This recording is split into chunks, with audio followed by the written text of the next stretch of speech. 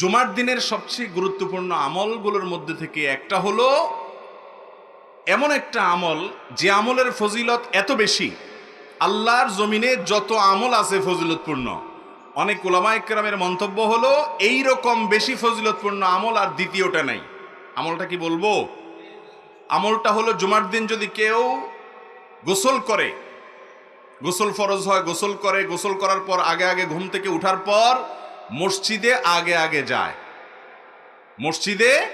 আগে আগে যায়, পায়ে হেঁটে হেঁটে মসজিদে যায় এবং আগে আগে গিয়ে ইমামের খুব কাছাকাছি গিয়ে বসে খুতবা শ্রবণ করে, কোনো কথাবার্তা বলে না, অনর্থক কাজ করে না। এই কাজগুলো যদি কেউ ঠিকঠাক মতো করে